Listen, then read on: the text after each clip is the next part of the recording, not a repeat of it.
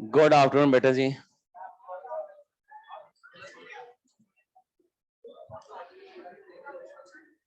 Am I audible? Is what is visible? बच्चों का शोर सुन रहा है? All okay. थैंक यू बेटा विशाल।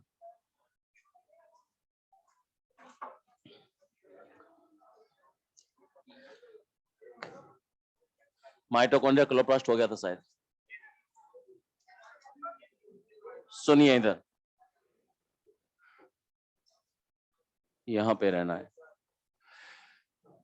एक होता है ईआर, एक होता है गोल्जी बॉडी, एक होता है लाइसोसोम और एक है वैक्यूल्स। इन चारों ऑर्गेनेल्स की फंक्शनिंग आपस में इंटर रिलेटेड रहेगी। ये कोऑर्डिनेट वे में मिलजुल कर काम करेंगे।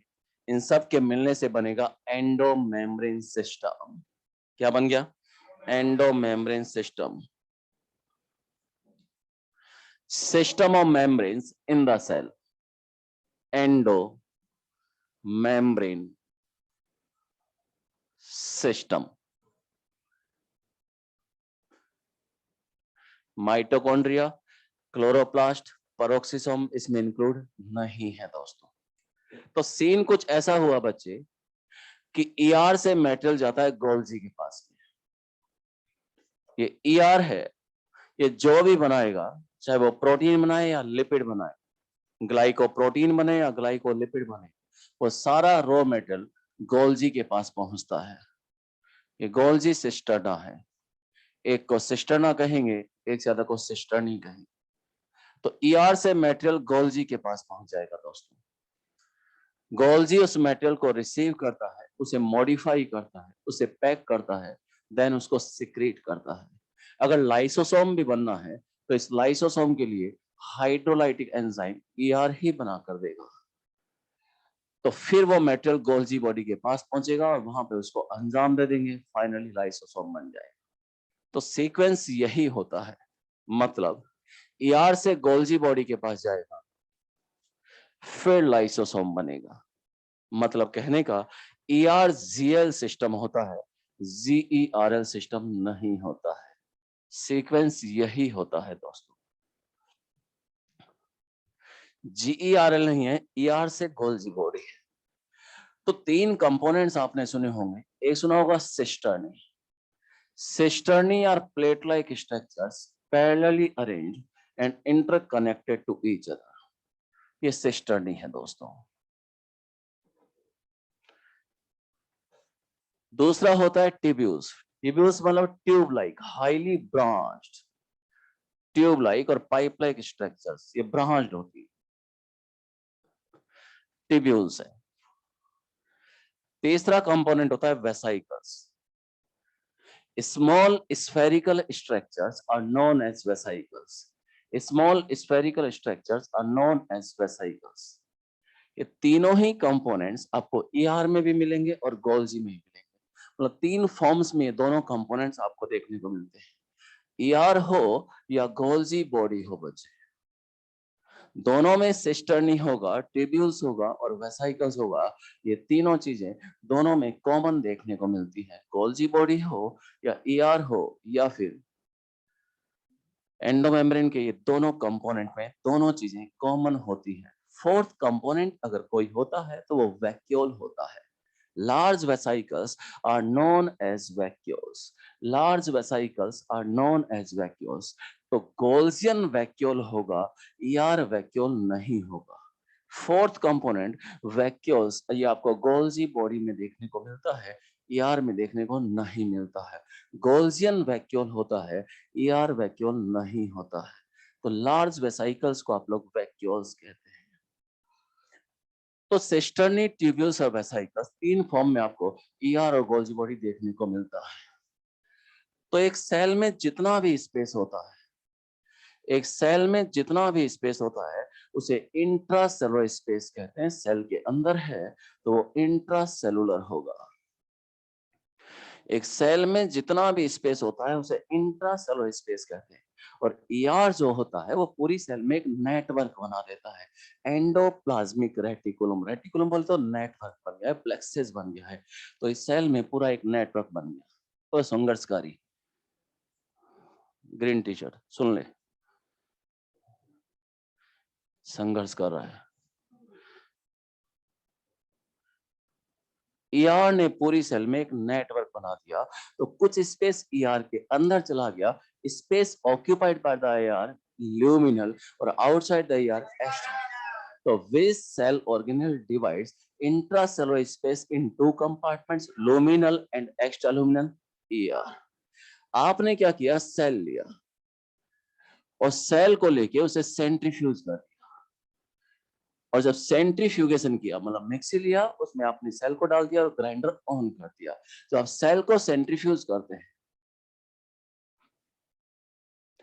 तो सेल ऑर्गेनेल्स अलग होने लगेंगे और फाइनली वो टूटने लगेंगे। तो ईआर भी टूट गई, रफ ईआर भी टूट गई, स्मूथ ईआर भी टूट गई, इनके टुकड़े बन गए, मतलब broken pieces of ER.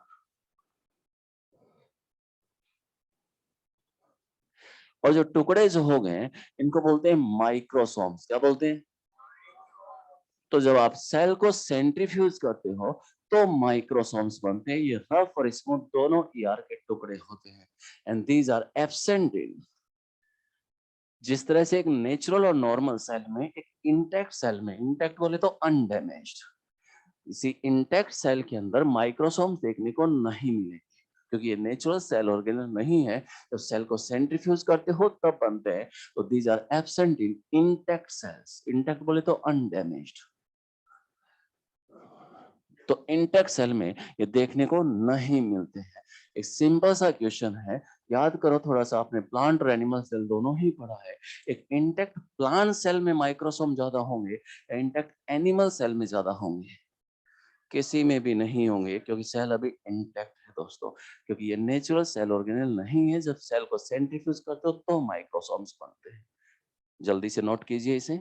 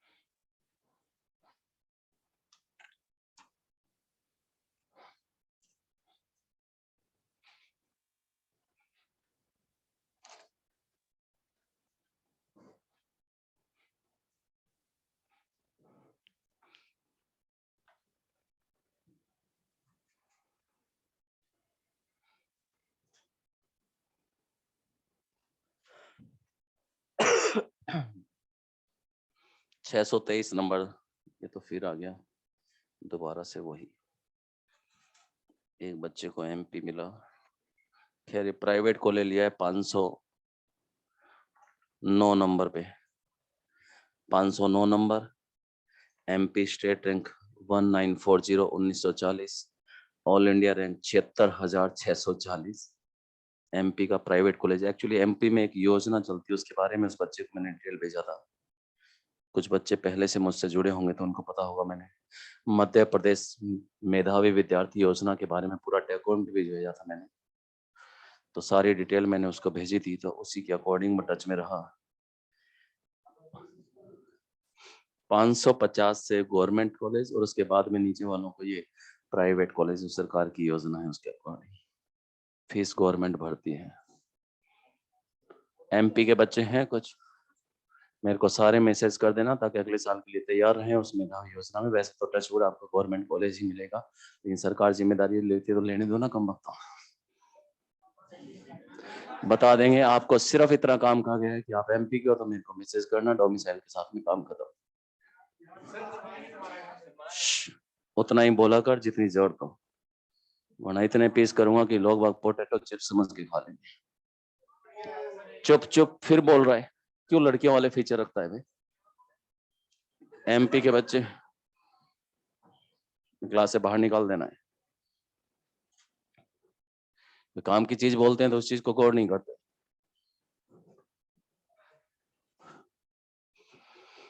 Army में है किसी के पापा जिसका दिल्ली का डोमिसाइल हो, कॉलेज का पता है ना, आर्मी कॉलेज के लिस्ट का, वो भी है मेरे पास में। डिटेल चाहिए तो बता देना। एग्जाम यूएमएस वाला जो भी चलता है आप लोगों का, ध्यान है ना? पता है कि नहीं है?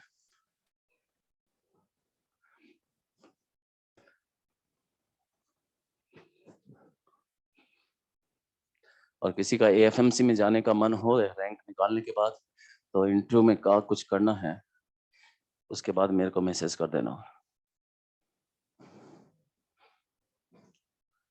फालतू बातों के लिए अपन पैदा नहीं हुए, काम की बात करनी है तो ठीक है,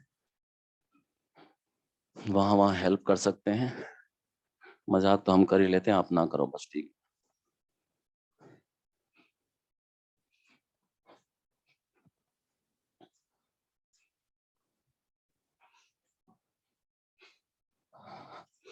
हो गया बच्चों? अब आएगा देखना।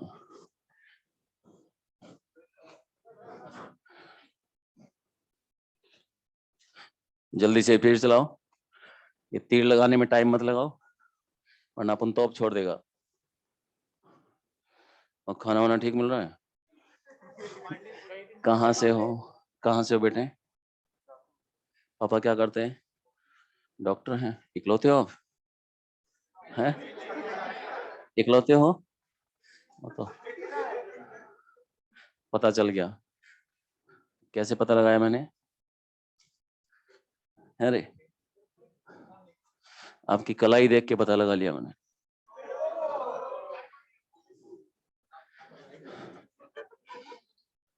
एमबीबीएस निकालता तब स्मार्ट वॉच लेता पापा से।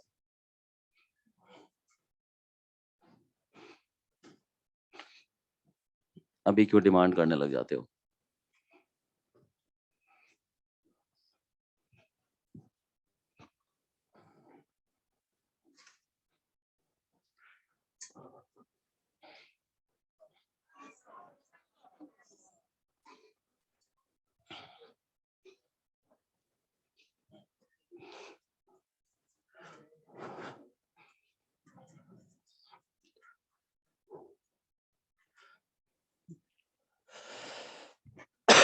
ब्रोकन पीसेज ऑफ ईआर, जब आप सेल को सेंट्रीफ्यूज करते हो तो सेल टूटेगी, मेम्ब्रेन टूटेगी, सेल ऑर्गेनेल अलग होंगे, फाइनली एक स्पीड के बाद वो टूटने लगेंगे, बिखरने लगेंगे, तो ईआर के टुकड़े हो जाएंगे, रफ ईआर के भी हो जाएंगे, स्मूथ ईआर के भी हो जाएंगे, और उन ब्रोकन पीसेस को आप लोग कहते हैं माइक्रोसोम्स।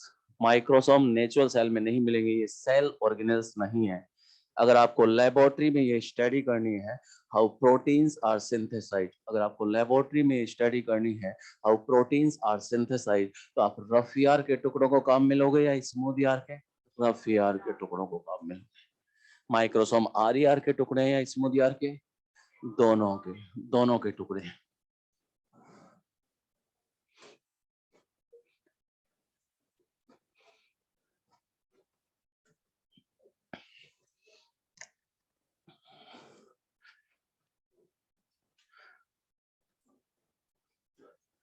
तो ईआर दो तरह का होता है बेटे, एक होता है रफ ईआर और दूसरा होता है स्मूथ ईआर।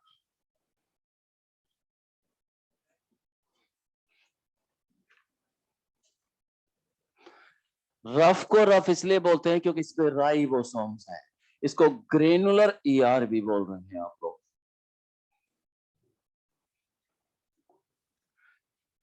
ग्रेन्यूल्स जो इस पर दिख रहे हैं वो राइबोसोम्स होंगे। ये ग्रेन्यूल्स राइबोसोम है। रफ क्यों है? Because of ribosome. और इस पे राइबोसोम जब भी होते हैं हमेशा 80S होते हैं। 80S ribosomes present. रफ यार मेनली सिस्टर्नी फॉर्म में होता है, स्मूथ यार मेनली ट्यूबुलर फॉर्म में होता है। जब एनसीईआरटी का डायग्राम देख रहे हैं तो उसमें न्यूक्लियस दिखा रखा है, इसके साथ में ये ईआर सिस्टर्नी दिखा रखी है और इनके ऊपर ये राइबोसोम्स दिखा रखे हैं। ये रफ ईआर है जो मेनली सिस्टर्नी फॉर्म में होता है और ट्यूब्यूल्स की फॉर्म में क्या होता है? स्मूथ ईआर होता है ट्यूबुलर फॉर्म में। तीन फॉर्म हमने बताई, एक बताई सिस्टर्नी, एक बताई ट्यूब्यूल्स और एक बताई vesicle.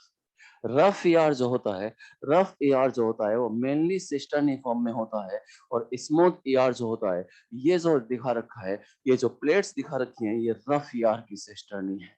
Rough ER mainly cisternae form में होगा, smooth ER mainly tubular form में होगा। Rough ER mainly, not only. तो दो तरह का ईआर होता है, एक रफ ईआर, दूसरा स्मूथ ईआर। रफ को रफ इसलिए बोला क्योंकि इस पे राइबोसोम है और राइबोसोम जो भी होते हैं वो 80S होते हैं। ये मैंने ईआर सिस्टर्ना बना दिया। एक को सिस्टर्ना कहेंगे, एक सादा को cisternae. Cisternae plate like structures parallelly arranged and interconnected to each other. ये ईआर सिस्टर्नी है बेटा। इसको राइबोसोम मौजूद है और ये राइबोसोम जब भी होते हैं 80S होते हैं और राइबोसोम का हमेशा लार्जर सबनेट इसके साथ में अटैच होता है, ना कि स्मॉलर सबनेट। यानी 60S इसके साथ में जुड़ा रहेगा, ना कि 40S इसके साथ जुड़ा रहेगा। तो राइबोसोम का इस लार्जर सबनेट और जो प्रोटीन यहाँ पे जोड़ने का काम कर रहा है, उस प्रोटीन को बोलते हैं राइबोफोरीन्स। तो राइबोफोरीन्स आर द ग्लाइकोप्रोटीन्स। ये जो प्रोटीन है बच्चे, ये राइबोफोरीन्स है। Chemically these are glycoproteins. ये जो प्रोटीन्स है ये राइबोफोरीन्स है।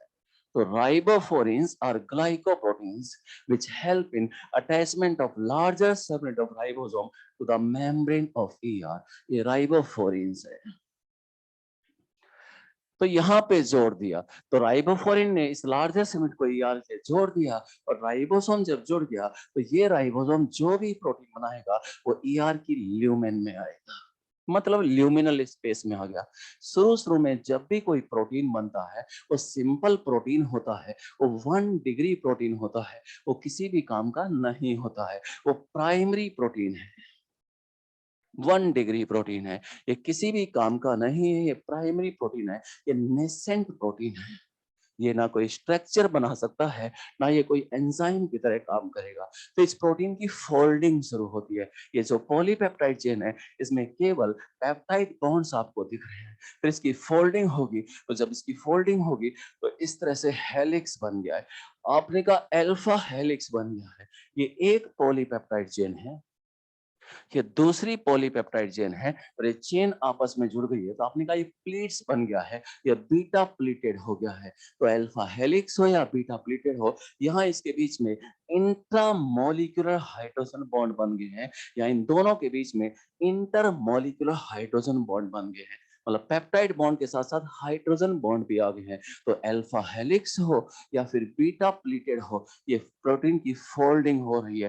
कहाँ पे फोल्डिंग होगा? ऐसे ही नहीं कोई प्रोटीन फोल्ड हो जाता है, ऐसे ही नहीं वहां पे इंटर और इंट्रामोलिकुलर हाइड्रोजन बॉन्ड बन जाते हैं या डाइसल्फाइड बॉन्ड जुड़ जाते हैं, सब फिक्स होता है। ये प्रोटीन के स्ट्रक्चर में कहाँ पर फोल्डिंग होगा उनके साई फाई बॉन्ड पे डिपेंड करता है, ओमेगा बॉन्ड पे डिपेंड करता है। इस सब के बारे में बहुत अच्छे से बताया था जीएन रामचंद्रन ने। तो आप पढ़ते हैं सेल बायोलॉजी का इंट्रोडक्शन, तो वहां पे रामचंद्रन प्लॉट के बारे में दिया है। वो यही ग्राफिंग थी उनकी, यही प्लॉटिंग किया गया था कि किस तरह से उसका फोल्डिंग होता है, कहाँ पे प्लेट्स बनेंगी, कहाँ नहीं बनेगी, कहाँ पे बॉन्ड एंगल किस तरह से होगा और किस तरह से उनका कॉन्फ़िगरेशन चेंज होता चला जाएगा। ये सबको जीएन रामचंद्रन ने बहुत अच्छे से बताया।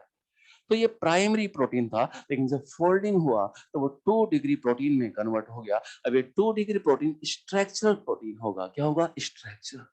अगर फोल्डिंग होते होते उसके अंदर वो ग्लोबुलर में कन्वर्ट हो गया है तो और भी बॉन्ड बन गए हैं, आयनिक बॉन्ड भी आ गया, डाइसल्फाइड बॉन्ड भी इनके अंदर देखने को मिल गया। दूसरे बॉन्ड जब उनके अंदर बन जाते हैं तो ये 3 डिग्री कॉन्फ़िगरेशन में कन्वर्ट हो जाता है। कोई भी प्रोटीन एंजाइम की तरह काम कर सके उसके लिए उसमें एट लीस्ट 3 डिग्री कॉन्फ़िगरेशन होना चाहिए। इसको नेटिव स्ट्रक्चर कहते हैं। When two or more than two molecules having 3 degree configuration fuse to each other, then quaternary protein is formed, 4 degree protein का बन जाता है। तो ये सारी फोल्डिंग ईआर की ल्यूमेन में हो रही है क्योंकि राइबोसोम ईआर के ऊपर अटैच हो गया है, ये बाउंड राइबोसोम है। अगर ये राइबोसोम यहाँ साइटोसोल में फ्री होता तो इससे जो भी प्रोटीन बनता वो प्रोटीन यहाँ साइटोसोल में आ जाता, उसकी फोल्डिंग वगैरह सब साइटोसोल में होती। तो ये प्रोटीन जो फोल्डिंग हो रही है यहाँ ल्यूमिनल स्पेस में। रफ को रफ इसलिए कहा क्योंकि इस पे राइबोसोम्स हैं और जो राइबोसोम जब भी होंगे 80s होंगे और राइबोसोम का हमेशा लार्जर सबसेट ईआर से अटैच होगा और जोड़ने में राइबोफोरिन्स हेल्प करेंगी।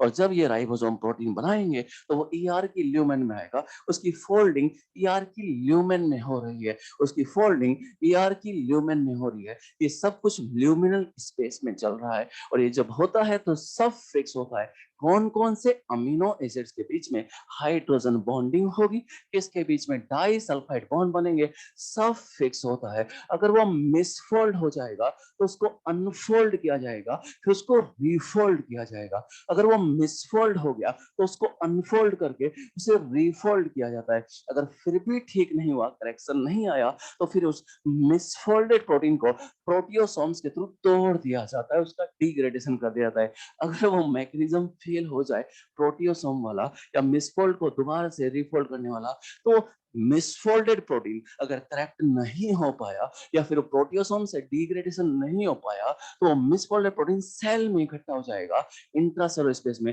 या सेल के बाहर आ गया तो एक्स्ट्रा सेलुलर स्पेस में आ जाएगा, तो सेल की फंक्शनिंग इंटरप्ट होगी, सेल टू सेल कम्युनिकेशन में प्रॉब्लम आएगी। जब आप सिजोफ्रेनिया पार्किंसन डिजीज वगैरह सुनते हैं, आपने कहा पार्किंसन में डोपामिन कम हो गया है, सिजोफ्रेनिया में ज्यादा हो गया है।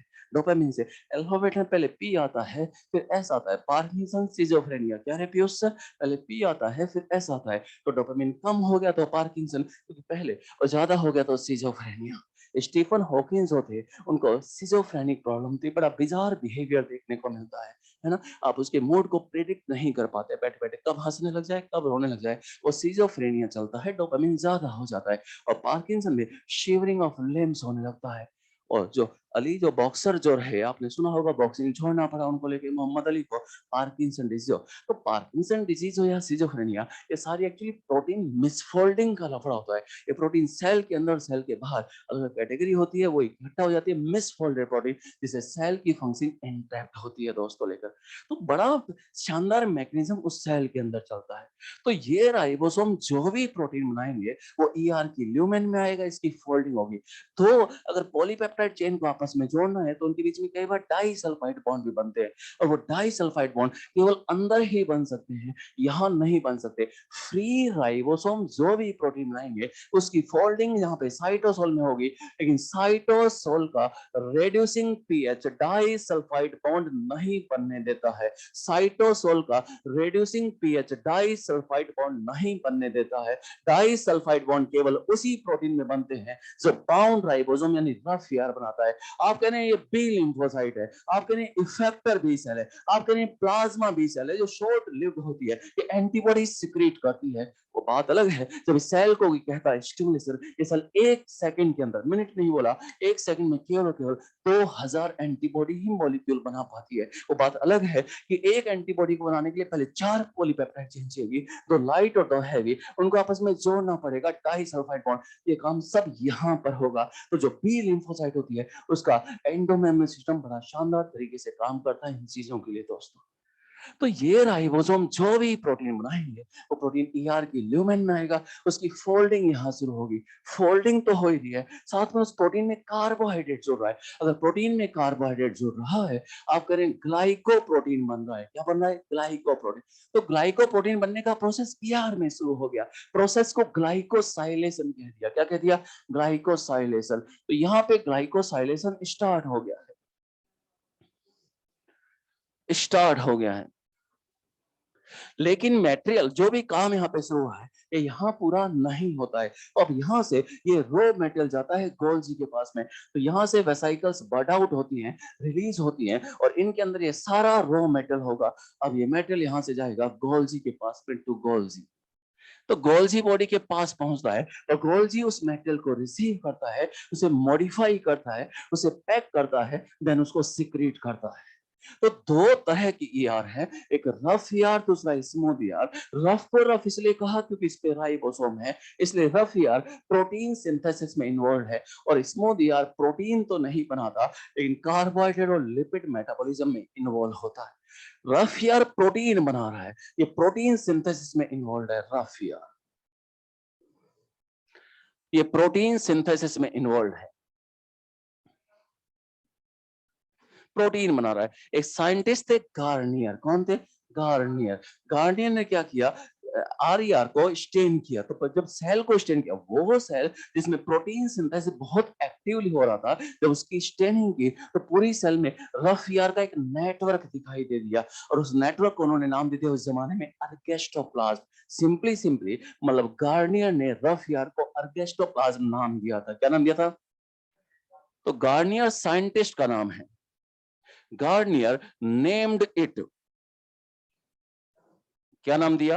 अर्गेस्टोप्लाज्म। अर्गेस्टोप्लाज्म नाम दिया। तो रफ ईआर को गार्नियर ने अर्गेस्टोप्लाज्म कहा। कोई आपको कहे अर्गेस्टोप्लाज्म ऑफ न्यूरॉन,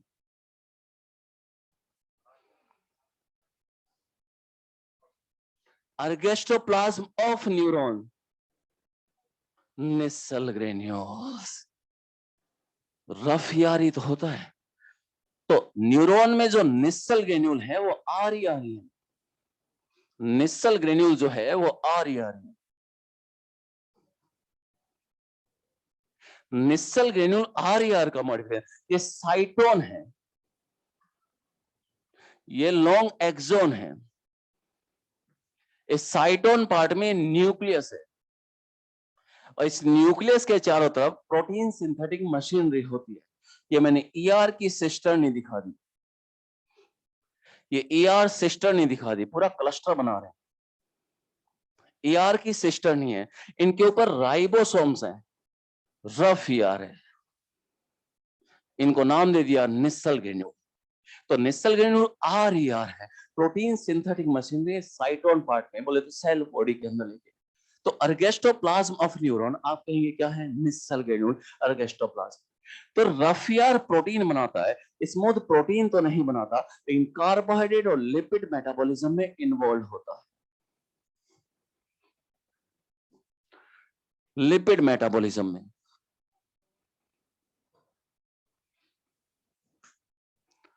और क्या करता है स्मूथ ईआर? डिटॉक्सिफिकेशन कर रहा है, डिटॉक्सिफिकेशन ऑफ ड्रग्स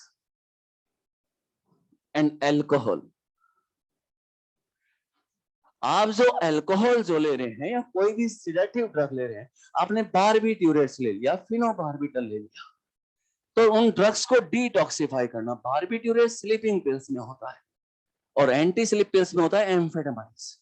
बोले तो बारबिट्यूरेट सो जा रहे, कैसे याद रहेगा रे?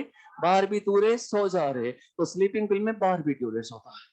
और एग्जामिनेशन हॉल में बच्चे अपनी नींद ना आ जाए और एग्जाम देते देते सो ना जाए, तो एग्जाम से 2 दिन पहले वो टैबलेट खाना शुरू कर देते हैं, एंटी स्लीप पिल्स, और वो सिंथेटिक होता है एम्फेटामाइन। एम्फेटामाइन सिंथेटिक स्टिमुलेंट है, वो एंटी स्लीप पिल्स में होता है। तो एग्जामिनेशन हॉल में ना सो जाए इसलिए पहले वो एंटी स्लीप पिल्स खाना शुरू कर देते हैं। सोते कहाँ है? एग्जामिनेशन हॉल में, क्योंकि 3 दिन में एग्जॉस्ट हो जाता है बॉडी पूरा, ब्रेन एग्जॉस्ट हो जाता है, पूरी तरह से थक जाता है, and they are no more, next year की तैयारी करते हैं। तो बारबिट्यूरेट्स ले रहे हैं और कोई सेडेटिव ड्रग ले रहे हैं, फिनोबार्बिटल या अल्कोहल ले रहे हैं, उनको डिटॉक्सिफाई करने का काम एससीआर का है। एससीआर की मेम्ब्रेन में कुछ एंजाइम होते हैं जिन्हें साइटोक्रोम्स P450, साइटोक्रोम P448 कहते हैं। ये कुछ एंजाइम है जो पूरा प्रोटीन फैमिली चलता है साइटोक्रोम। लीवर सेल की एससीआर ये काम बहुत अच्छे से करती है। बस सिंपल सा समझो, आपने अल्कोहल लिया, अल्कोहल का कुछ हिस्सा एसिड एल्डिहाइड में कन्वर्ट होता है, बोले तो CH3CHO। नेक्स्ट मॉर्निंग जो आपको हैंगओवर जो रहता है, उसी एसिड एल्डिहाइड के कारण ही रहता है। ये एसिटाल्डिहाइड धीरे धीरे लीवर सेल में एक्यूमुलेट होने लगता है, और जब लीवर सेल में ये इकट्ठा होता है तो लीवर सेल की फंक्शनिंग इंटरप्ट होती है, लिपिड मेटाबॉलिज्म बढ़ने लगता है और कार्बोहाइड्रेट प्रोटीन मेटाबॉलिज्म स्लो हो जाता है। लिपिड ज्यादा बनेगा तो धीरे धीरे फैटी लीवर सिंड्रोम होने लगता है, फैटी लीवर वाली कंडीशन। अभी सिरोसिस नहीं हुआ, इतनी आसानी से सिरोसिस नहीं होता है, पेशेंस रखा करो, रट्टा मत करो एक ही चीज को। तो फैटी लीवर की प्रॉब्लम होने लगती है, फिर बाइल का सिंथेसिस अफेक्ट होता है, और फिर मतलब सबसे ज्यादा ऑर्गन जो डैमेज होता है वो लीवर होता है। लीवर पूरा ही डैमेज कर दिया आपने उसकी फंक्शनिंग को इंटरप्ट करके, तो सिरोसिस हो गया, डैमेजिंग ऑफ ऑर्गन। अगर हेपेटाइटिस बी वायरस अटैक करेगा तो लीवर कैंसर हो जाएगा, हेपेटोकार्सिनोमा, वो भी लीवर सिरोसिस है। सिरोसिस मतलब डैमेजिंग ऑफ ऑर्गन। वो अल्कोहल से कर लिया, या फिर किसी का जॉन्डिस पीलिया बिगड़ गया तब भी, या मलेरिया बिगड़ गया तब भी, कई रीजन देखने को मिलते हैं वहां पे। तो लीवर सिरोसिस हो गया सब कुछ लेके, तो वो अल्कोहल लीवर पे अटैक कर रहा है, तो उस अल्कोहल का साइड इफेक्ट्स ना ये सब कुछ, तो एससीआर ये काम करती है, उस अल्कोहल को डिटॉक्सिफाई कर देती है। जो नशे की दवाई आप ले रहे हैं, आपने भांग, गांजा, चरस, हशीश, मैरिजुआना सब ले लिया, क्या रे चक्रवर्ती, सब कुछ ले लिया आपने, उन ड्रग्स का साइड इफेक्ट्स ना है, तो उन ड्रग्स को डिटॉक्सिफाई करने का काम एससीआर करती है। मतलब आप नशा कर रहे हैं, एससीआर उस नशे को डिटॉक्सिफाई कर रही है। आपने दारू पी, उसने डिटॉक्सिफाई कर दिया, आपने ड्रग्स ली, उसने इसको डिटॉक्सिफाई किया। अब डेली नशा करने लगे, डेली ड्रग्स अल्कोहल लेने लगे, डेली स्टिमुलेशन दे रहे हैं आप एससीआर को, डेली एससीआर को ये काम करना है, धीरे धीरे आपका एससीआर ज्यादा इलेबोरेट हो जाएगा, ज्यादा एक्सटेंसिव हो जाएगा, और आपके लीवर सेल की एससीआर ज्यादा ही डेवलप हो जाएगी। और ज्यादा ही डेवलप हो गई तो आसानी से वो इतनी सी डोज को आराम से डिटॉक्सिफाई करते कि आपको पता ही नहीं चलेगा, और धीरे धीरे आपकी बॉडी में उस ड्रग्स और अल्कोहल के लिए टॉलरेंस लेवल बढ़ने लगेगा। याद करो, ड्रग्स एंड अल्कोहल अब्यूज, पहले बॉडी लो डोज के लिए सेंसिटिव होता है, फिर धीरे धीरे टॉलरेंस लेवल बढ़ने लगता है, क्योंकि लीवर सेल की एससीआर ज्यादा इलेबोरेट हो जाती है। और क्या करता है एससीआर?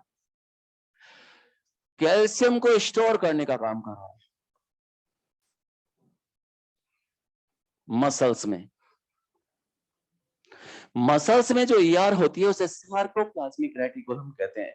जो सार्कोप्लाज्मिक रेटिकुलम है वो एससीआर का मॉडिफिकेशन है, मिसल ग्रेन्यूल आरईआर का मॉडिफिकेशन है। सार्कोप्लाज्मिक रेटिकुलम, सार्कोलॉजी, सार्क्स, एसएआरएक्स, बोले तो मसल्स के लिए आता है, सार्कोलेमा, सार्कोप्लाज्म, सार्कोसोम्स। तो sarcoplasmic reticulum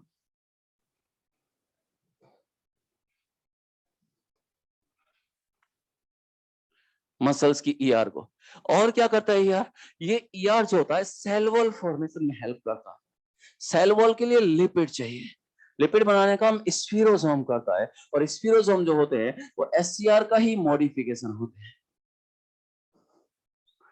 cell wall formation में हेल्प करेगा।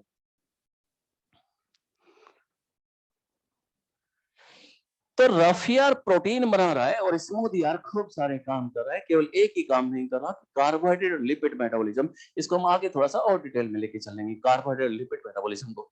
और क्या करता है एससीआर? लाइसोसोम के फॉर्मेशन में हेल्प करता है, क्योंकि लाइसोम को बनाने के लिए जो भी हाइड्रोलाइटिक एंजाइम चाहिए वो ईआर ही बना रहा है। ईआर गोल्जी बॉडी दोनों ही मिलजुल के काम करते हैं। ये खैर ईआर का एक कॉमन फंक्शन लेके चलेंगे हम लोग, अलग से लेके नहीं चलेंगे, गोल्जी बॉडी में कंक्लूड कर लेंगे। तो ईआर पूरी सेल में एक नेटवर्क बना देता है, मतलब ये मैकेनिकल सपोर्ट दे रहा है।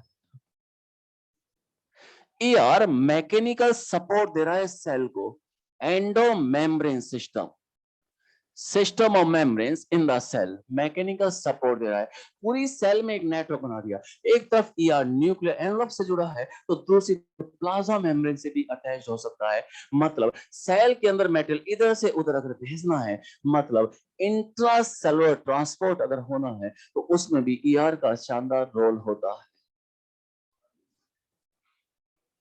जल्दी से नोट करो इसको। ये प्रोटीन वोटीन बाद में बनाना,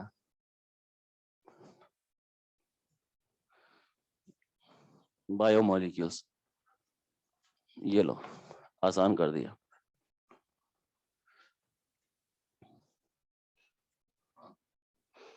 हाँ बेटा, डेस्मो ट्यूब्यूल भी होता है, शाबाश। अरे भगवान, जली को आग कहते हैं, बुझी को राख कहते हैं, पीजी सर को सेल वायो को बाप कहते हैं। कुछ नालायक है, कौन है नालायक? बहुत जज्बाती हो रखा है वे।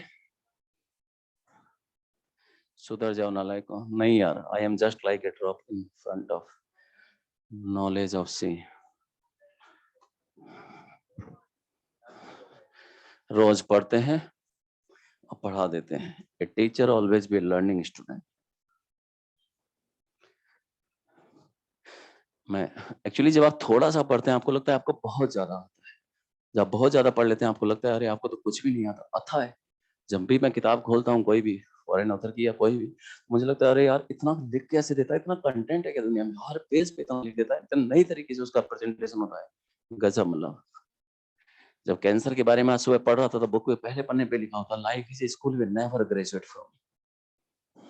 अथा विद्यालय, अथा लिटरेचर है। क्या जानते हैं? कुछ भी तो नहीं जानते।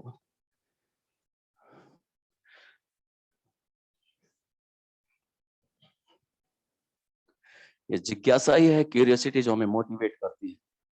और दुनिया का हर बच्चा नेचुरल क्यूरियोसिटी के साथ ही पैदा होता है, और वही प्राकृतिक जिज्ञासा एडोलसेंट पीरियड में यहाँ ले जाती है। और मेरा मानना है 18 साल के बच्चे को इतनी अकल तो होती है कि क्या सही है और क्या गलत है। हिमालय से गिरने वाला हर एक पत्थर शिवलिंग नहीं होता है। उस ऊंचाई से जब पत्थर लुढ़कना शुरू करते हैं तो कुछ पत्थर उन रास्तों से गुजर जाते हैं कि नीचे पहुंचते पहुंचते वो एक महीन पाउडर बनते हैं और लोगों के पैरों की धूल बनते हैं। लेकिन कुछ पत्थर उन रास्तों से गुजरते हैं कि नीचे पहुंचते पहुंचते वो एक शेप ले लेते हैं और दुनिया उनकी शिवलिंग के रूप में पूजा करती है। So choose your path. लोगों के पैरों की धूल बनना है या हेड्स ऑफ करवाना है, आपकी खुद की चॉइस है। हम कोटा सिर्फ जीतने के लिए आए हैं, हम कोटा किसी को हराने के लिए नहीं आए। इस नेता को एक बार लेके आओ इधर, एक बताओ।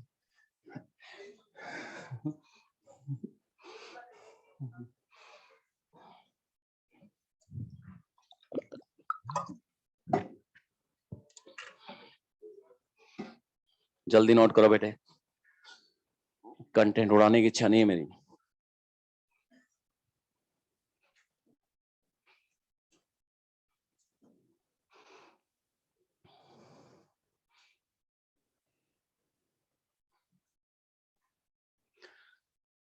साफ दिख रहा है बोर्ड पे तो। ये कार्बोहाइड्रेट लिपिड मेटाबॉलिज्म को जल्दी से ले लेंगे।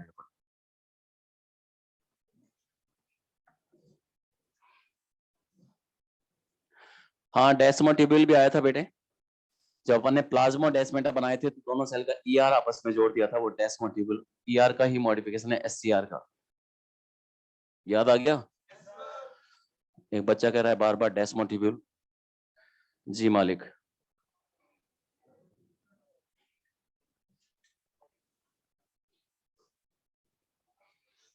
हर बार दो प्लांट सेल के बीच में प्लाज्मोडेस्माटा नहीं होंगे और हर बार प्लाज्मोडेस्माटा में डेस्मोटिब्यूल। Plasmodesmata often have desmotubule. Often रे often.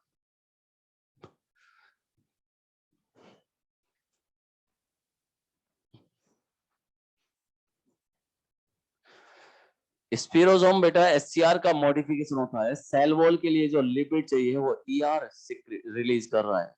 मैंने वहां बताया था, देखो सेल वॉल में सूर्यंक,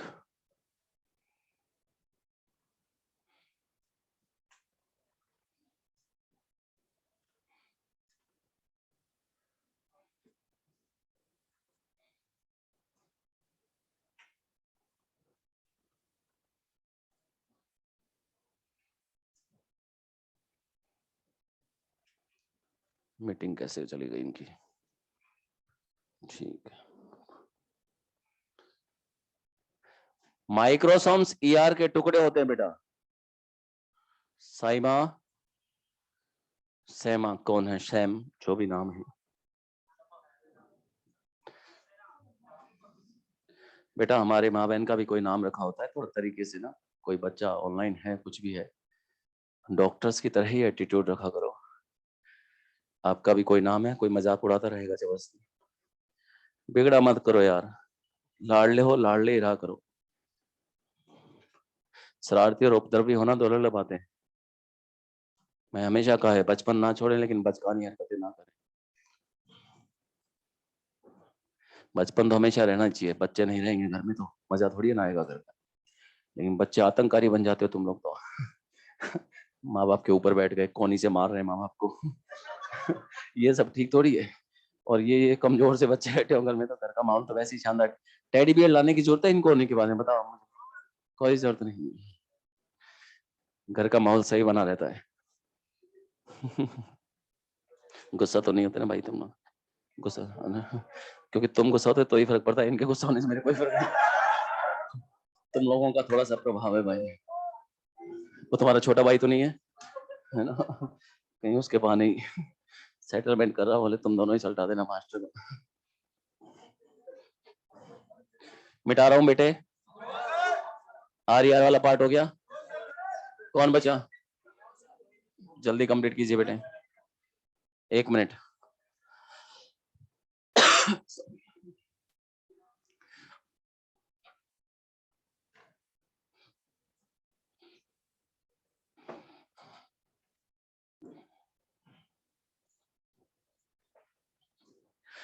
हाँ बेटे, जो मैंने कार्बोहाइड्रेट और लिपिड मेटाबॉलिज्म लिखा है, अभिषेक बाबू वहीं तो आऊंगा मैं, स्टेरॉइड हार्मोन सिंथेसिस। तभी तो कहा इसको डिटेल में लेके चलते हैं। स्टेरॉइड हार्मोन जो लिखा है वो यही तो है, स्टेरॉइड लिपिड ही तो है, और क्या है?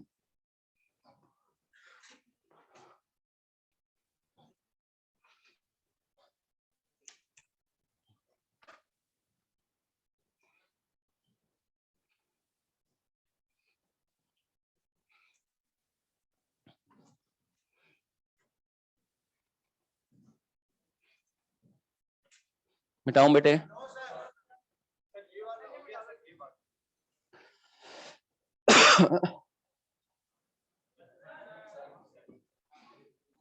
एक मिनट बाद पूरा मिटा दूंगा, जल्दी कंप्लीट कर लीजिए आप। निस्सल ग्रेन्यूल आरईआर का मॉडिफिकेशन है, स्पिरोसोम और सार्कोप्लाज्मिक रेटिकुलम डेस्मोटिबुले सब कुछ एससीआर का मॉडिफिकेशन है।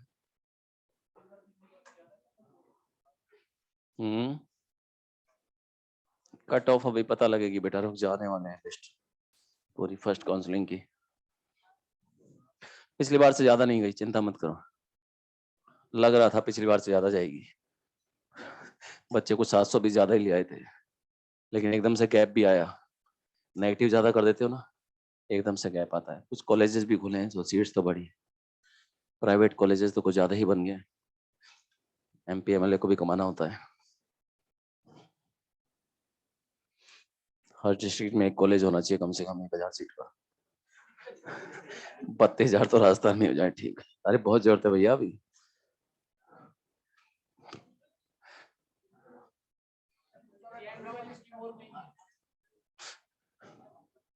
स्कीम से ही जाते रहोगे क्या सारी जिंदगी?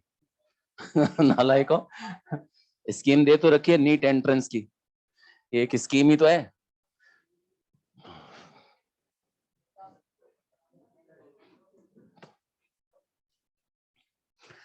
तो एससीआर लिपिड मेटाबॉलिज्म में इन्वॉल्व है।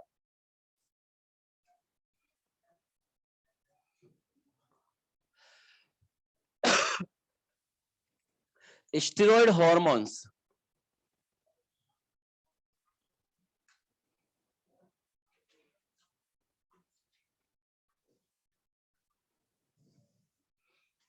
या फिर लीवर सेल में कोलेस्ट्रॉल का सिंथेसिस क्यों ना हो, वो भी लिपिड होता है। ये एससीआर ही काम करती है। लीवर सेल में कोलेस्ट्रॉल बन रहा है, कोलेस्ट्रॉल बेकार की चीज नहीं है। कोलेस्ट्रॉल का जो फॉर्म बेकार है उसको बोलते हैं लो डेंसिटी लाइपोप्रोटीन या वेरी लो डेंसिटी लाइपोप्रोटीन। ये बैड कोलेस्ट्रॉल होता है। जब एलडीएल और वीएलडीएल आपके ब्लड में बढ़ता है, आप कहते हैं ब्लड कोलेस्ट्रॉल लेवल बढ़ रहा है। कोलेस्ट्रॉल बेकार की चीज नहीं है। कोलेस्ट्रॉल नहीं होता तो यूकैरियोटिक सेल मेम्ब्रेन को स्टेबिलिटी कौन प्रोवाइड करता है? कोलेस्ट्रॉल का जो फॉर्म खतरनाक है वो बैड कोलेस्ट्रॉल है, एलडीएल वीएलडीएल। ये बढ़ेगा ब्लड कोलेस्ट्रॉल लेवल तो फिर वो ब्लड वेसल के अंदर इकट्ठा होने लगेगा, ल्यूमेन नैरो होने लगेगा, और जब ल्यूमेन नैरो होगा तो ब्लड सप्लाई कम हो जाएगा। जब भी किसी ऑर्गन या टिश्यू को ब्लड सप्लाई कम होता है, आप कहते हैं इस्कीमिया। इस्कीमिया लिखते हैं, प्रोनाउंसिएशन कीमिया होता है। हार्ट को आर्टरी, हार्ट पूरी बॉडी को ब्लड पंप कर रहा है, हार्ट को खुद को ऑक्सीजन चाहिए, न्यूट्रिएंट्स चाहिए, blood vessels will supply blood to heart itself, coronary arteries. अगर उनके अंदर वो कोलेस्ट्रॉल जमा हो गया तो आप कहेंगे कोरोनरी इस्कीमिया हो गया है, आप कहते हैं सीएडी हो रहा है, और चंबल एरिया डेवलपमेंट तो कोरोनरी आर्टरी डिजीज, एथेरो और आर्टरियोस्क्लेरोसिस। तो वो बैड कोलेस्ट्रॉल की कहानी होती है। खैर, हम कह रहे हैं कोलेस्ट्रॉल का सिंथेसिस हो रहा है, लीवर सेल में चल रहा है, तो चाहे वो स्टेरॉइड हार्मोन्स हो चाहे कोलेस्ट्रॉल हो, सब लिपिड ही है, एससीआर का रोल रहता है, टेस्टोस्टेरोन बन रहा है।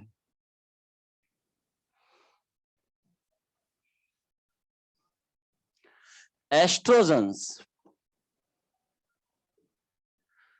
कोर्टिसोल, सब एससीआर का रोल है। कहां बन रहा है? Leydig cells.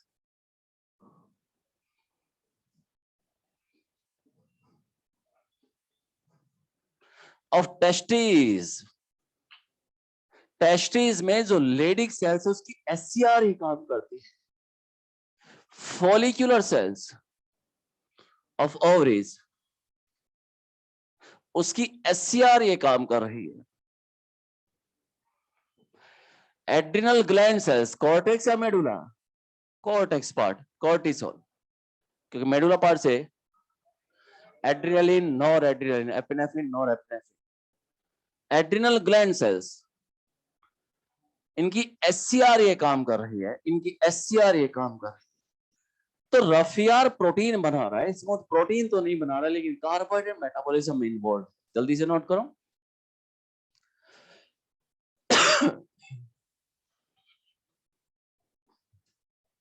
ये लिपिड मेटाबॉलिज्म बताया अपन ने।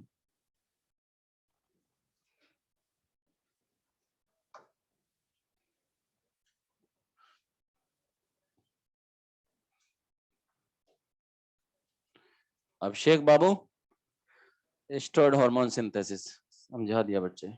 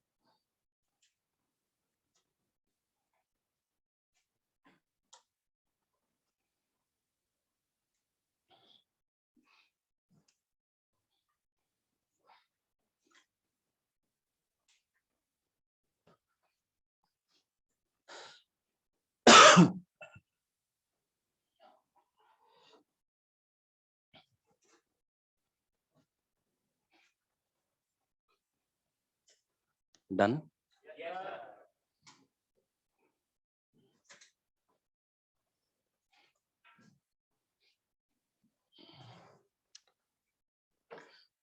ये लीवर सेल है,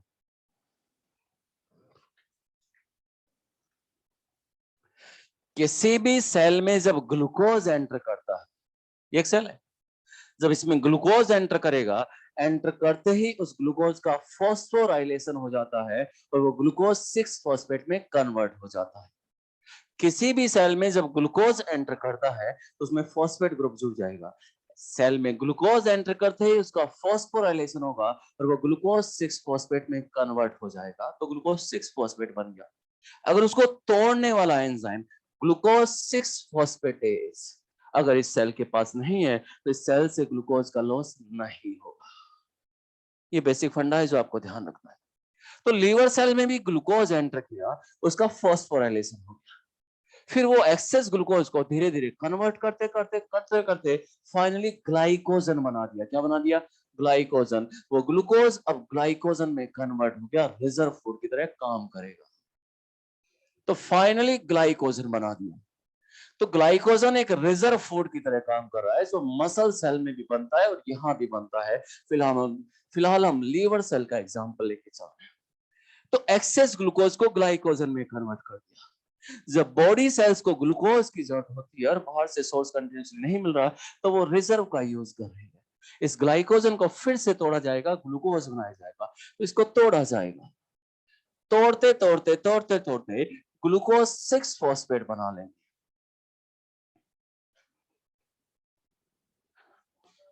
ग्लूकोज 6 फॉस्फेट बना लिया, फिर उससे फाइनली ग्लूकोज बना लिया। तो ये जो आखिरी स्टेप चल रहा है कि ग्लूकोज 6 फॉस्फेट से ग्लूकोज बना लिया। भाई साहब रेड जैकेट, मुझे नहीं लगता क्लास में आने का कोई फायदा है। समझा भी ठीक देते हैं, पढ़ा भी ठीक लेते हैं, केवल हैंडसम ही थोड़ी ना हम। ओ भाई साहब, जब आ ही गए हो बेटा क्लास में, कोई बच्चे तो हैं जिनको एक बार कोई बात कहता तो हमेशा मुझे को लगता है कि हाँ यार दिल्ली है, उसके लिए मैं पैदा हुआ हूँ। पिछले साल मेरा इसलिए नहीं हुआ 2021 में क्योंकि अच्छा ही कॉलेज लिखा था, पीयूष पापा ठीक ही कहते हैं। वो भी तो वाइब्रेशन के साथ में घूमते हैं शानदार तरीके से, मेहनत करते रहते हैं। आप देखते ही नहीं हो यार, सुनते ही नहीं हो। इतना बुरे तो नहीं हम लोग हैं। ये सोचता रहता है बस 50% वाला मास्टर ही 12th में, बाकी तो इसको नॉलेज ही नहीं होगी। ये तो हिंदी मीडियम का ही छोकरा है, इसको क्या पता इंग्लिश कैसे लिखी जाती है। ए भाई साहब, इधर तो देखो राजा बाबू। तो हम आखिरी स्टेप की बात कर रहे हैं। ग्लूकोज 6 फॉस्फेट से ग्लूकोज बना, यहां जो एंजाइम काम करेगा उसका नाम है ग्लूकोज 6 फॉस्फेटेज।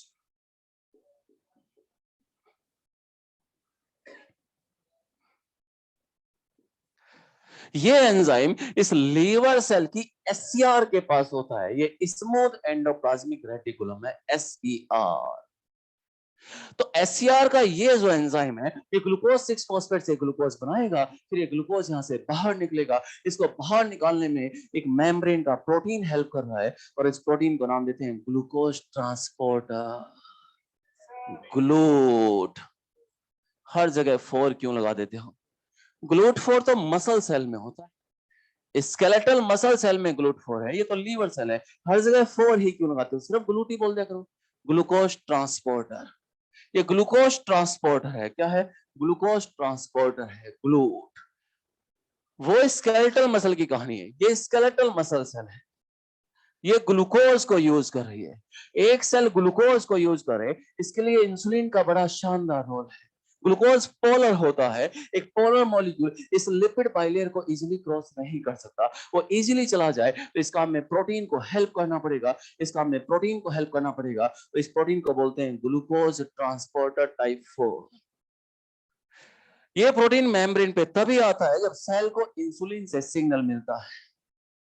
तो पेनक्रियाज की बीटा सेल से इंसुलिन रिलीज हुआ, इंसुलिन जाकर ब्लड के थ्रू सेल के पास पहुंचेगा। सेल की मेम्ब्रेन पर इंसुलिन के लिए रिसेप्टर होता है। जैसे ही इंसुलिन इस रिसेप्टर से जुड़ता है, इस सेल को सिग्नल मिल गया, और जैसे ही सिग्नल मिला, इस सेल की मेम्ब्रेन पे ये प्रोटीन अपीयर हो जाती है। ग्लूट मेम्ब्रेन पर तभी आता है जब सेल को इंसुलिन से सिग्नल मिलता है। इंसुलिन नहीं तो ग्लूट नहीं, ग्लूट नहीं तो ग्लूकोज की एंट्री नहीं, और ग्लूकोज की एंट्री नहीं तो मसल सेल में ग्लूकोज नहीं जाएगा, तो ब्लड में बाहर बेकार पड़ा रहेगा। और कुछ ज्यादा ही बढ़ गया, हाइपरग्लाइसेमिया पंगा पैना ही पैना। India is the capital of diabetes. खैर ये सब वहां की बातें थी, जब हम डायबिटीज इंसिपिडस में क्या पढ़ेंगे, तो डिजीज हुआ नहीं क्या, कब कब पढ़ोगे। तो यहां से ग्लूकोज बाहर निकल गया, अब वो ब्लड में आ गया, बॉडी सेल्स का यूज करने। हम उस एंजाइम की बात कर रहे हैं। ये जो एंजाइम है, इस लीवर सेल की एससीआर के पास में होता है, carbohydrate metabolism, and this enzyme is present in kill and absent in bum. Kidney cell में बहुत अच्छे से देखने को मिलेगा। इंटेस्टाइनल सेल्स, और जाके थोड़ा फिजियोलॉजी पढ़ लेना, ग्लूकोज का एब्जॉर्प्शन इंटेस्टाइन। मुझे कहाँ आता है यार। Liver cells, hepatocyte. कोई किसी का बाप नहीं है, मैं केवल मेरे बच्चे का बाप हूं। इधर आ जाओ। जो बोलते हैं ना फादर ये फादर है, कुछ नहीं हो। सब्जेक्ट अथा है, ब्रह्म या मुगालते में मत रहना, सच्ची कहना सुखी रहना। इधर आ जाओ, बस बिखरो मत। ब्रेन सेल्स, ब्रेन सेल अपना ग्लूकोज क्यों देगा बे? कॉमन सेंस लगाओ, ये तो न्यूरॉन है, अपन तो स्ट्रक्चरल फंक्शन यूनिट है। कितनी बार कहा है, यहाँ दबाने का नहीं कैरोटिड आर्टरी को। अपन को लगातार ऑक्सीजन की सप्लाई चाहिए, न्यूट्रिएंट की सप्लाई चाहिए। इन कैरोटिड आर्टरी पे प्रेशर नहीं लगाने का, अपन कुछ भी स्टोर नहीं करता, आपको कंटीन्यूअस सप्लाई चाहिए। वो शेर है, उसे पता है इस जानवर को मारने का सबसे बेहतरीन तरीका यही है कि इसके कैरोटिड के कनेक्शन को तोड़ दिया जाए। अपने कैनाइंस वो यही पे लगाता है। तो न्यूरॉन, उसके पास ग्लूकोज आ गया तो वो दूसरी सेल को क्यों देगा? वो तो खुद यूज करेगा, इसके पास ये नहीं है। ब्रेन सेल, मसल सेल अपना ग्लूकोज क्यों देगा? वो तो खुद यूज करेगा। बोले ग्लाइकोजन है ना, बोले ले लो ना इससे। हम क्यों देंगे भाई साहब, इससे ले लीजिए। नोट करो इसको।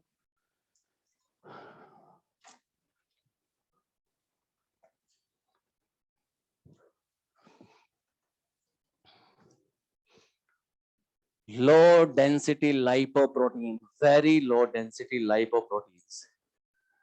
ये बायोमोलिक्यूल चैप्टर में है, या तो लिपिड्स में पढ़ते हैं आप लोग, या फिर डाइजेस्टिव सिस्टम में पढ़ते हैं। हम तो कहीं भी पढ़ाते हैं बेटा, हमारा क्या है, मास्टर लोग हैं, पढ़ाने का बहाना चाहिए।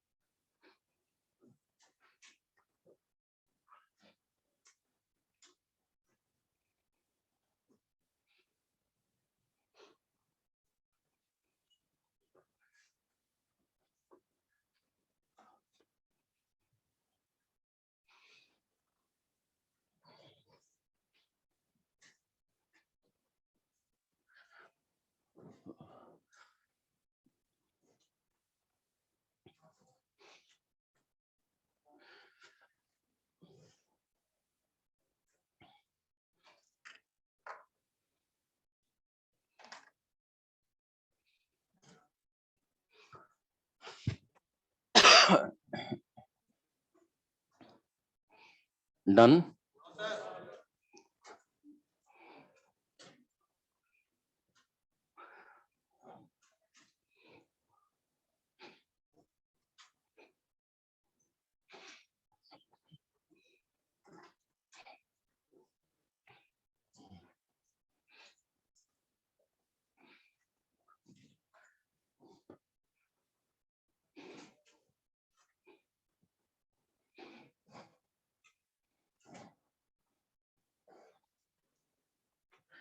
नब्बे क्वेश्चन आ रहे हैं, कल बता दिए थे मैंने आपको। सेल बायोलॉजी के इस बार टेस्ट में सिर्फ 90।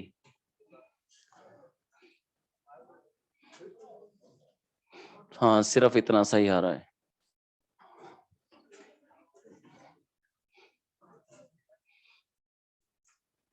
मैंने पढ़ाया अभी तक? कौन है जज्बाती बच्चा?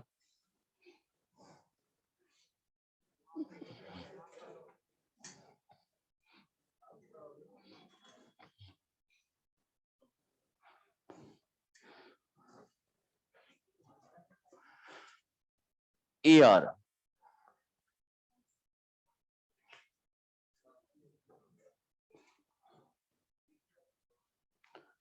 ER जो भी बनाएगा, protein metabolism, lipid metabolism, lipid बन रहा है, प्रोटीन बन रहा है और बनकर ER की ल्यूमेन में आ रहा है। फिर उस प्रोटीन में कार्बोहाइड्रेट का अटैचमेंट शुरू हो गया, उस लिपिड में कार्बोहाइड्रेट जुड़ने लगा, और जब प्रोटीन में कार्बोहाइड्रेट जुड़ रहा है तो ग्लाइकोप्रोटीन बन रहा है, और लिपिड में कार्बोहाइड्रेट जुड़ रहा है तो ग्लाइकोलिपिड बन रहा है। ग्लाइकोप्रोटीन बने या ग्लाइकोलिपिड बने, तो प्रोसेस ER में शुरू होता है, लेकिन कंप्लीट गोल्जी में होता है। तो जो भी रॉ मटेरियल होगा, ग्लाइकोप्रोटीन या ग्लाइकोलिपिड, वो रॉ मटेरियल अब ER से गोल्जी के पास पहुंचेगा। तो यहां से वेसिकल्स बर्ड आउट होंगी, रिलीज होंगी, पिंच ऑफ होंगी।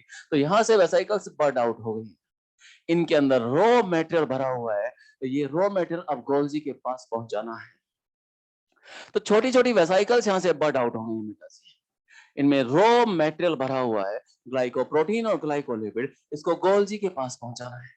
अब इन वेसिकल्स को गोल्जी के पास पहुंचाया जाएगा। ये गोल्जी सिस्टर्ना है, एक को सिस्टर्ना कहेंगे, एक सारा को सिस्टर्नी कहेंगे। ये गोल्जी सिस्टर्ना है, और इस तरह से वो सिस्टर्नी पैरेलली अरेंज हो गई, आपस में इंटरकनेक्टेड रहती है।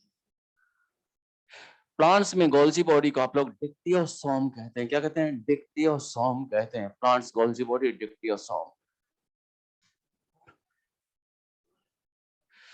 तो ER से मेटेरियल गोल्जी के पास जाएगा। ये जो वेसिकल्स हैं, ये ER की वेसिकल्स हैं। ये ER की सिस्टर नहीं है, ये वेसिकुलर फॉर्म है। इन वेसिकल से मेटेरियल को वहां पे पहुंचाया जाएगा। ये वेसिकल कैसे पहुंचेगा? इस वेसिकल को यहां से वहां तक पहुंचाना है, तो पहले एक पूरा ट्रैक बनाया जाएगा। तो माइक्रोट्यूब्यूल का एक ट्रैक बनाया गया। अब कोई तो है जो इस ट्रैक पे चल के जाएगा, चल के जाएगा, और जो ये चलकर जा रहा है, ये होता है मोटर प्रोटीन। अब ये मोटर प्रोटीन इस वेसिकल को वहां पे लेके जाएगा, इसको लेके जाएगा, इस तरह से पूरा प्रोसेस चलेगा। तो माइक्रोट्यूब्यूल का एक ट्रैक बनाया गया यहाँ पे। ये माइक्रोट्यूब्यूल्स है, ये आपस में जुड़ती गई, आपस में जुड़ती गई, आपस में जुड़ती गई। इनको जोड़ने के लिए GTP चाहिए, एनर्जी खर्च हो रहा है, और ये माइक्रोट्यूब्यूल का एक ट्रैक बनाया गया।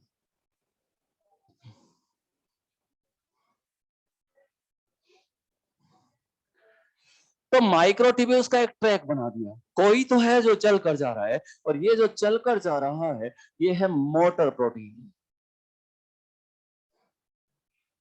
ये मोटर प्रोटीन है, मतलब ये पन्नू हलवाई का बेटा है, ये लाडू का थाल है जो ये लेकर जा रहा है दोस्तों, तो जो चलकर जा रहा है, ये मोटर प्रोटीन है। Motor protein.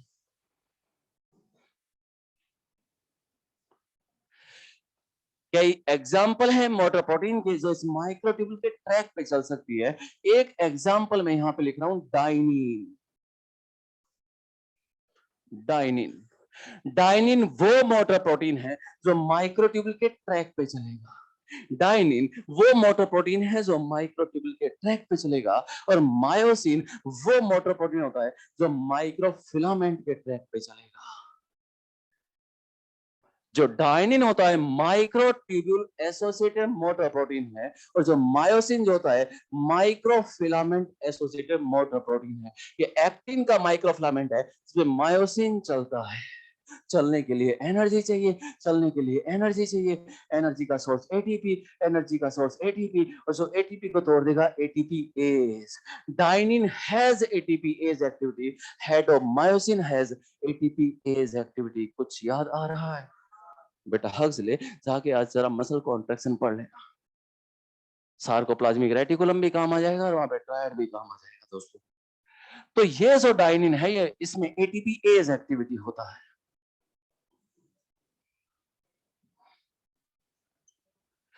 तो ER से वेसिकल्स गोल्जी के पास पहुंचेंगे। ग्लाइकोप्रोटीन बने या ग्लाइकोलिपिड बने, शुरुआत यहीं पे होगी। बेटा NCERT पलट, उन दो को उलझा दिया तूने, यहाँ पे कंसंट्रेशन नहीं है। ER से मेटेरियल गोल्जी के पास पहुंचेगा। ये छोटी छोटी वेसिकल्स इस मेटेरियल को लेके वहां पे जाएगी। इस काम में पूरा साइटोस्केलेटन बड़ा शानदार रोल प्ले करता है, क्यों गोल्जी ईआर की विसिनिटी में होता है? क्यों ये गोल्जी ईआर के क्लोज एसोसिएट में होता है? क्योंकि इस गोल्जी को अपना सारा रॉ मटेरियल ईआर से ही रिसीव करना है। ये जितना दूर होगा इन वेसिकल्स के मूवमेंट में उतना ही एनर्जी खर्च होगा, क्योंकि जुड़ने के लिए जीटीपी चाहिए, चलने के लिए एटीपी चाहिए। सेल ऐसा कोई काम नहीं करेगी जिससे उसका एनर्जी बर्बाद हो। तो इसलिए गोल्जी ईआर की विसिनिटी में होता है, उसके क्लोज एसोसिएशन में होता है। फाइनली ये वेसिकल्स गोल्जी के पास पहुंच गई और इनके अंदर जो भी रॉ मेटेरियल होगा वो गोल्जी को ट्रांसफर हो जाएगा। तो वो रॉ मेटेरियल गोल्जी के पास पहुंच गया और गोल्जी इस रॉ मेटेरियल को रिसीव करता है, और जो भी मेटेरियल पहुंचा उसको अंजाम यहां पे दिया जाता है। वो एक सिस्टर्ना से नेक्स्ट में जाएगा, फिर वो नेक्स्ट में जाएगा, इस तरह से मेटेरियल वो आगे मूव करता चला जाएगा। तो जो भी मेटेरियल गोल्जी रिसीव कर रहा है उसको मॉडिफाई करता है, मतलब उसकी यहाँ पे सॉर्टिंग होती है, SORTING, छटनी हो रही है। जो भी मेटेरियल पहुंच रहा है, ग्लाइकोप्रोटीन ग्लाइकोलिपिड, फाइनली यहां पहुंच गया। जब वहां पहुंचा तो वहां पे उसको अंजाम दिया गया, उसका मॉडिफिकेशन हुआ यहाँ पे।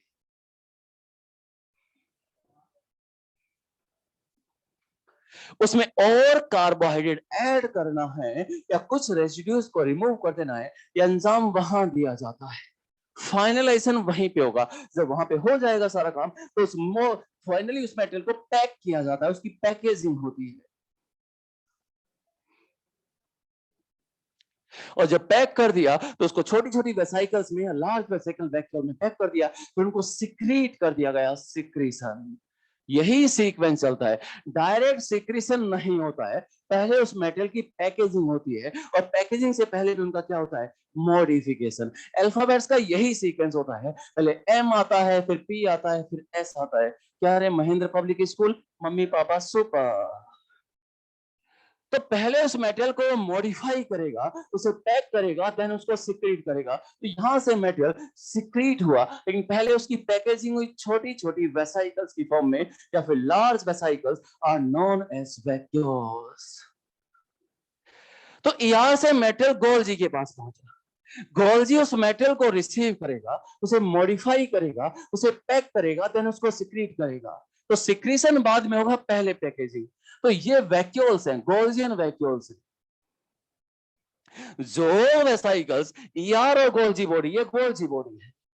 जो वेसिकल्स ईआर और गोल्जी बॉडी दोनों के बीच में होती हैं, इन्हें ट्रांजिशन वेसिकल्स कहते हैं। बोले तो बिटवीन बोथ, ये ट्रांजिशन वेसिकल्स है, दोनों के बीच में है, तो ये ट्रांजिशन वेसिकल्स है। वेसिकल्स, और ये जो वेसिकल्स होंगी इन्हें सिक्रीटरी वेसिकल्स कहेंगे। सिक्रीशन हो रहा है। तो ईआर से मेटेरियल गोल्जी बॉडी की तरफ जा रहा है। क्यों गोल्जी ईआर की विसिनिटी में है, उसके क्लोज एसोसिएशन में है, क्योंकि इस गोल्जी को अपना सारा रॉ मेटेरियल ईआर से रिसीव करना है। तो गोल्जी उसके पास रहता है, क्योंकि इसको वेसिकुलर ट्रांसपोर्ट में बहुत एनर्जी खर्च होता है। मतलब सीन ये हुआ कि एक मेम्ब्रेनस स्ट्रक्चर दूसरी मेम्ब्रेन स्ट्रक्चर को मेम्ब्रेनस कंपोनेंट के थ्रू मटेरियल भेज रही है। ईआर भी मेम्ब्रेनस है, गोल्जी भी मेम्ब्रेनस है, ये वेसिकल्स भी मेम्ब्रेनस है, और यहां से वहां तक मटेरियल लगातार जा रहा है और लगातार जा रहा है, और सब कुछ मेम्ब्रेनस है। तो आपने कहा ये मेम्ब्रेन फ्लो है। केवल एक बार गया जू तो ये माइग्रेशन होगा, और कई बार लगातार चलता रहा। When this migration happen multiple time is known as flow, gene migration, gene flow. बेटा सिविल राइट कुछ याद आ रहा है? ए हार्डी विनबर्ग, मैं बोटलनेक। तो मेम्ब्रेन फ्लो बना हुआ है, लगातार फ्लो बनाता, लगातार मेटेरियल जा रहा है, और जिस साइड से वो गोल जिस मेटेरियल को रिसीव करता है ये सिस होगा, and opposite side is known as trans. ये कॉन्वेक्स है, ये कॉनकेव होगा। ये फॉर्मिंग फेस है, ये मैच्योरिंग फेस है। तो presence of two distinct phases और two distinct side, cis and trans. मतलब अमीबा इधर मूव कर रहा है, जिस तरफ अमीबा जा रहा है वहां पे आपको सूडोपोडिया दिखाई देंगे। ये टेम्पररी एंटीरियर एंड होता है, यहाँ पे आपको फोर्स फीट या सूडोपोडिया दिख रहे हैं, और जो टेम्पररी पोस्टर एंड होता है यहाँ पे सूडोपोडिया डिसअपियर हो रहे हैं, और ये आपको रिंकल दिखाई देता है, और इसको बोलते हैं आप लोग यूरोइड। तो यूरो यानी tail, Urodela, Urochordata, uroid. The presence of two distinct ends, presence of two distinct sides, बोले तो polarity. Amoeba shows polarity, Golgi has polarity. तो कौन सा सेल ऑर्गेनेल polarity शो करता है? Golgi complex. Presence of two distinct phases, बोले तो polarity. तो ER से मेटेरियल गोल्जी के पास जाएगा, गोल्जी उस मेटेरियल को रिसीव करेगा, उसे मॉडिफाई करेगा, उसे पैक करेगा, देन उसको सिक्रीट करेगा। डायरेक्ट सिक्रीशन नहीं होता, पहले उसकी पैकेजिंग होती है, लेकिन उससे पहले भी उसको अंजाम दिया जाता है। ये traffic police of the cell है, ये जीपीओ है, जर्नल पोस्ट ऑफिस की तरह काम कर रहा है। दुनिया भर के इनलैंड्स है, मनी ऑर्डर्स है, पार्सल्स है, सब यहाँ पे इकट्ठा हो जाएंगे दोस्तों। उसके बाद यहाँ पे उसकी छंटनी होती है, फिर उनको थैलों में भरा जाता है, फिर डाकिया अंकल वहां से निकलते हैं थैलों में लेके, डाकिया डाक लाया, डाकिया डाक लाया, डाकिया डाक लाया, किसको कहां देकर आएगा, हर किसी के ऊपर आने वाले का नाम, पता, एड्रेस और फोन नंबर लिखा हुआ है, अकॉर्डिंग टू देयर एड्रेस उनको देकर आता है। ये श्रीनाथपुरम जाएगा, ये जवाहरनगर जाएगा, तलवंडी एरिया में कैसे जाएगा, उसकी डॉकिंग साइट क्या होगी, इन वेसाइकल्स को पहुंचना कहाँ है, पहले से उनके ऊपर उनका एड्रेस लिख दिया जाता है। हर वेसाइकल के ऊपर या वैकॉल के ऊपर प्रोटीन का टैग लगा दिया जाता है, उनकी कोटिंग कर दी जाती है। सोचो इतनी सी सेल में मैकेनिज्म कितनी शानदार तरीके से होता है। अगर प्लाज्मा मेम्ब्रेन को कुछ मटेरियल चाहिए तो वेसाइकल जाकर मेम्ब्रेन से ही जुड़ेगी, ईआर को चाहिए तो लौट के वो ईआर को आ जाएगी, गोल्जी को चाहिए तो गोल्जी को। हर किसी पे उसका एड्रेस लिख दिया गया, उनकी टैगिंग कर दी गई, उनकी लेबलिंग कर दी। फिर ये जो सॉर्टेड वेसाइकल्स है, ये टैग्ड और लेबल्ड वेसाइकल्स हैं, ये अपनी डेस्टिनेशन और डॉकिंग साइट पे पहुंच जाती है। दोस्तों क्या शानदार मैकेनिज्म चलता होगा ये सब कुछ। तो कहाँ जाना है सब कुछ वही डिसाइड करेगा, प्रिंसिपल डायरेक्ट फ्रॉम मैक्रोमोलिक्यूल, किसको कहाँ जाना है, ट्रैफिक पुलिस होता सर, तुम इधर जाओ, तुम इधर जाओ, तुम रुक जाओ, तुम चले जाओ, सारा फैसला यही करेगा। कौन? गोल्जी ही करेगा। तो जिस सेल में सिक्रीशन बहुत ज्यादा तेजी से हो रहा हो, बोले तो गोब्लेट सेल है, ये म्यूकस सिक्रीट करेगा। बोले तो बीटा सेल है, ये इंसुलिन सिक्रीट कर रहा है, ये हार्मोन सिक्रीट कर रहा है। सिक्रीशन बहुत ज्यादा हो रहा है उस सेल में, धड़ धड़ धड़ धड़ धड़। सेल के बाहर मेटेरियल बाहर तो तब जाएगा जब मेटेरियल यहाँ से रिसीव होगा। अगर किसी सेल में सिक्रीशन बहुत एक्टिवली हो रहा है, हाइड्रा है, उसमें स्टिंगिंग सेल्स है, नीडोब्लास्ट है, और जब वो किसी पर अटैक करता है या फीड करता है तो वो हिप्नोटॉक्सिन रिलीज कर देता है, वो पॉइजन उसमें भरा हुआ स्टिंगिंग सेल से। सीक्रेट तो तब होगा वो हिप्नोटॉक्सिन कि पहले वो बनेगा, बनेगा तो जब पहले रॉ मटेरियल वहां पे पहुंचेगा। मतलब जहां सिक्रेशन का प्रोसेस बहुत तेजी से हो रहा हो, वहां पे काम कितना शानदार तरीके से चल रहा होगा। तो गोल्जी की बॉडी के आसपास का एरिया खाली रखा जाता है ताकि यहाँ से लगातार रॉ मेटेरियल इसके पास पहुंचता रहे और उसको उसकी डेस्टिनेशन और डॉकिंग साइट पे भेजते रहे। तो इसके आसपास का एरिया खाली रखा जाता है, गोल्जी बॉडी के आसपास का एरिया जहां पे परिंदा भी पर नहीं मार सकता।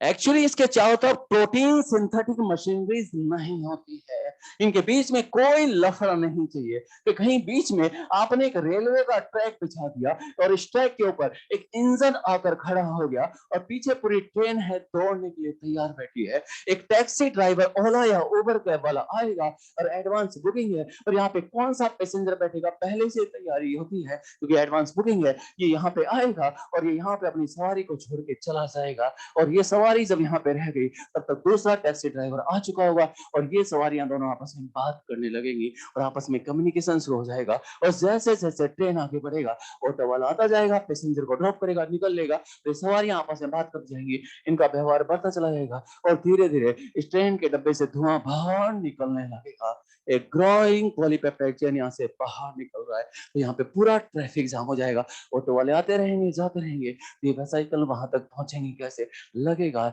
एलन करियर इंस्टीट्यूट की छुट्टी हो गई है, दोपहर का 1:30 बज गया है, तो इन वेसाइकल्स को यहाँ तक पहुंचने में बड़ा प्रॉब्लम हो जाएगा। तो गोल्जी बॉडी के आसपास का एरिया खाली रखा जाता है। मेनली यहाँ पर प्रोटीन सिंथेटिक मशीनरीज नहीं होती हैं, वरना इन वेसाइकल्स को गोल्जी तक पहुंचने में बड़ा परेशानी हो जाएगा। तो इस जगह को, इस एरिया को बोलते हैं जोन ऑफ अब्राहम। क्या कहते हैं? Zone of exclusion Abraham. Exclude कर दिया है, यहाँ पे इंक्लूड नहीं किया, यहाँ से हटा दिया है, एक्सक्लूड कर दिया है। मेनली प्रोटीन सिंथेटिक मशीनरी को यहाँ से हटा दिया है, इंक्लूड नहीं किया, एक्सक्लूड किया है, हटा दिया है। Zone of exclusion. तुम क्या नोट्स बनाने में लगे हो? चलो कुछ पढ़ा रहा है, पढ़ाने दो। कोई चीज समझना नहीं, मैं तन को भी तोड़ने की कोशिश करूंगी, कोई मतलब नहीं है।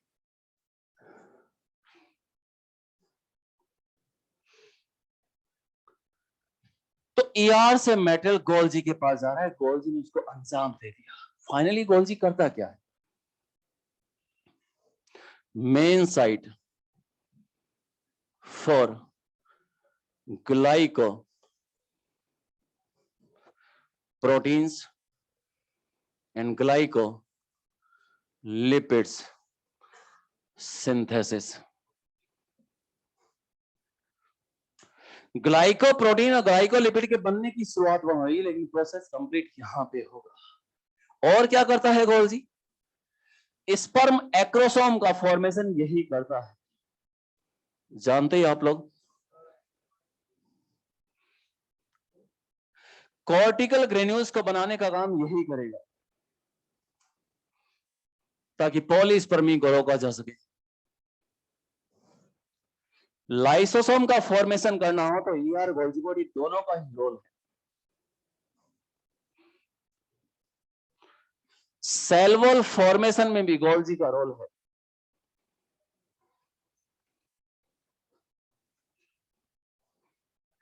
और क्या करता है गोल्जी बॉडी? हिप्नोटॉक्सिन सिक्रीट करना है स्टिंगिंग सेल्स के लिए, ये काम गोल्जी ही कर रहा है।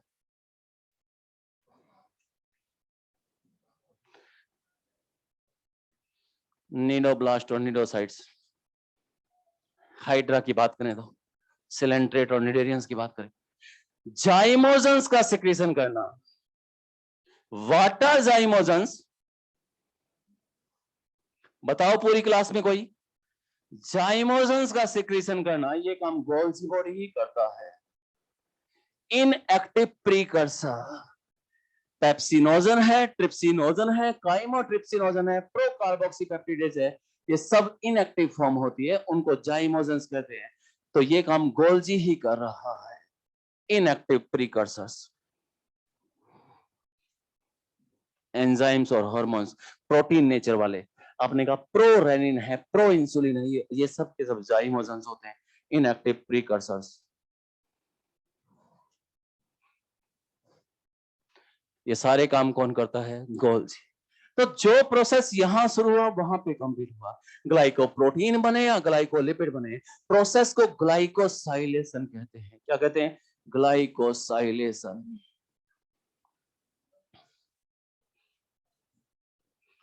तो ग्लाइकोसाइलेशन शुरू कहां हुआ था? गोल्जी में।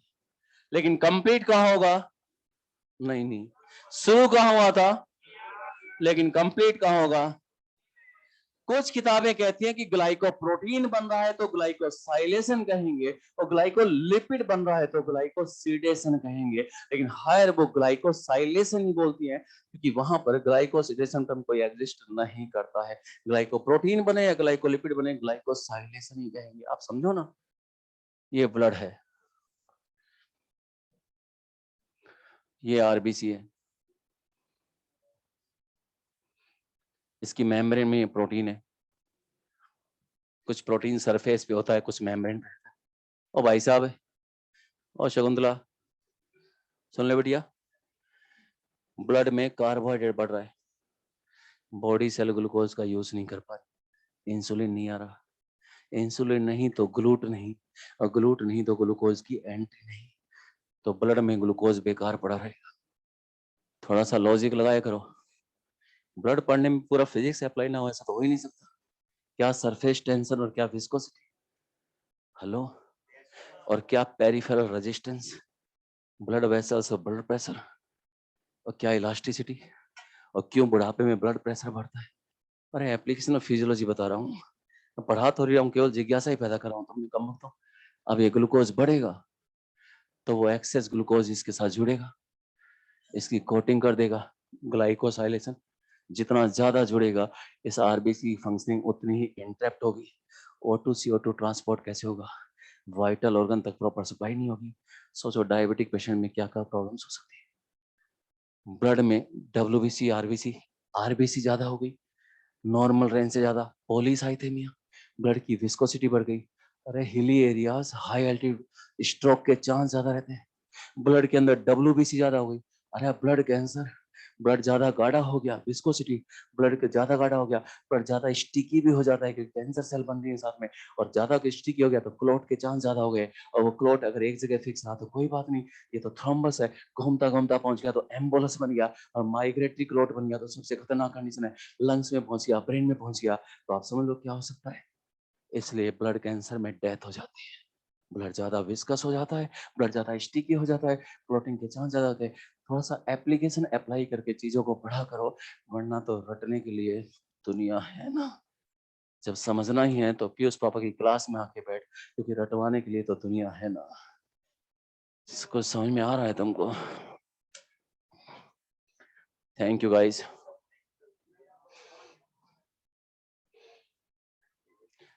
ATPase head part of myosin has ATPase activity। बेटा विशाल, चलने के लिए एनर्जी चाहिए, एनर्जी का सोर्स एटीपी, और जो एटीपी को तोड़ देगा वो एटीपीएज है। तो एटीपीएज एक्टिव, हाँ बेटा बिल्कुल ठीक, शाबाश, बाय बाय, टेक केयर।